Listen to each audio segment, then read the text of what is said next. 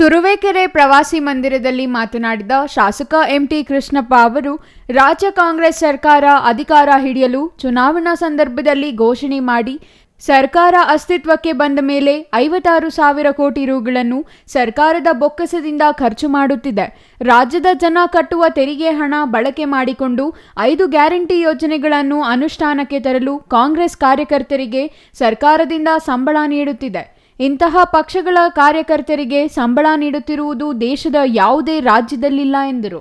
ಸರ್ಕಾರ ಮನಸೋ ಇಚ್ಛೆ ಬಡ ಜನರ ತೆರಿಗೆ ದುರ್ಬಳಕೆ ಮಾಡಿಕೊಳ್ಳುತ್ತಿದೆ. ಇದು ಕಾನೂನು ಬಾಹಿರ. ಕಾಂಗ್ರೆಸ್ ಪಕ್ಷದ ಹಣವಲ್ಲ.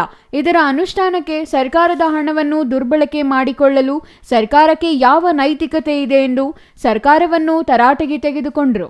ಈ ಪ್ರಕರಣ ಇಡಿ ಮತ್ತು ಸಿಬಿಐ ತನಿಖೆ ಮಾಡುವ ಪ್ರಕರಣವಾಗಿದ್ದು, ಮೈಸೂರಿನ ಸಾಮಾಜಿಕ ಹೋರಾಟಗಾರ ಸ್ನೇಹಮಯಿ ಕೃಷ್ಣ ಅವರನ್ನು ಪ್ರಕರಣ ದಾಖಲಿಸುವಂತೆ ಮನವಿ ಮಾಡುವುದಾಗಿ ಹೇಳಿದರು. ಇನ್ನು ಮೈಕ್ರೋ ಫೈನಾನ್ಸ್ಗಳು ನಡೆಸುತ್ತಿರುವ ಕಿರುಕುಳ ಕಪ್ಪು ಹಣ ಬಿಳಿಯಾಗಿ ಮಾಡುವ ಕೆಲಸವಾಗಿದ್ದು, ಸರ್ಕಾರಕ್ಕೆ ತೆರಿಗೆ ಕಟ್ಟದೆ ವಂಚಿಸುತ್ತಿರುವ ಅಧಿಕಾರಿಗಳು ಕಂಪನಿಗಳ ಮೂಲಕ ಹಣ ಪರಿವರ್ತನೆ ಮಾಡುವ ದಂಧೆಯಾಗಿದೆ. ಬಡ ಹೆಣ್ಣು ಮಕ್ಕಳಿಗೆ ಬಡ್ಡಿಗೆ ಹಣ ನೀಡಿ ಕಿರುಕುಳ ಕೊಡುವ ದಂಧೆಯಾಗಿದೆ. ತಾಲೂಕಿನಲ್ಲಿ ಯಾವುದೇ ಮೈಕ್ರೋ ಫೈನಾನ್ಸ್ಗಳಿಗೆ ಅವಕಾಶ ಕೊಡಬೇಡಿ. ಕೂಡಲೇ ಅಂತಹವರ ಮೇಲೆ ಶಿಸ್ತು ಕ್ರಮ ಕೈಗೊಳ್ಳಬೇಕು ಎಂದು ಆಗ್ರಹಿಸಿದರು. ಈ ಮೈಕ್ರೋ ಫೈನಾನ್ಸ್ ಸ್ಕೀಮ್ ಇದೆಯಲ್ಲ, ಇದು ಬ್ಲಾಕ್ ಮನಿನ ವೈಟ್ ಮಾಡೋ ಸ್ಕೀಮ್. ಇದು ಯಾರ ಬಡವನ್ನ ಉದ್ಧಾರ ಮಾಡಲಿಕ್ಕಲ್ಲ. ಯಾರು ಅಧಿಕಾರಿಗಳು ಟ್ಯಾಕ್ಸ್ ಕಟ್ಟೆ ಅವಾಯ್ಡ್ ಮಾಡಿ ಬ್ಲಾಕ್ ಮನಿನ ವೈಟ್ ಮಾಡ್ತಾರೆ ಒಂದು ಕಂಪ್ನಿ ಮುಖಾಂತರ. ಹಾಗಾಗಿ ಇದು ಒಂದು ದಂಧೆ.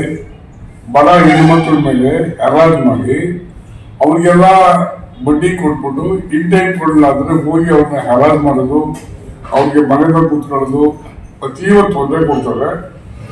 ನಾನು ಪೊಲೀಸ್ ಇಲಾಖೆಯವರಿಗೆ ವಿನಂತಿಸ್ತೀನಿ, ತುರುವೇಕೆರೆ ಕ್ಷೇತ್ರದಲ್ಲಿ ಯಾವುದೇ ಮೈಕ್ರೋ ಫೈನಾನ್ಸ್ಗೆ ಅವಕಾಶ ಕೊಡಬಾರ್ದು. ಕೂಡಲೇ ಅವ್ರ ಮೇಲೆ ಶಿಸ್ತು ಕ್ರಮ ತಗೋಬೇಕು ಅಂತ ಒತ್ತಾಯ ಮಾಡ್ತೀನಿ. ಇವತ್ತೊಳಗೆ ಅದು ಇಂಗ್ಲಿಷ್ ಆರ್ಡಿನೆನ್ಸ್ ಇಶ್ಯೂ ಆಗ್ತದೆ. 3 ವರ್ಷ ಜೈಲು, 1 ಲಕ್ಷ ರೂಪಾಯಿ ದಂಡ ಅಂತ ಅದು ಜಾರಿ ಆಗ್ತದೆ. ಕೂಡಲೇ ಅದ್ರ ಕಾರ್ಯೋನ್ಮುಖ ಆಗಬೇಕು ಅಂತ ಒತ್ತಾಯ ಮಾಡ್ತೀನಿ. Suresh Babu M, CTV news, Turuvekere.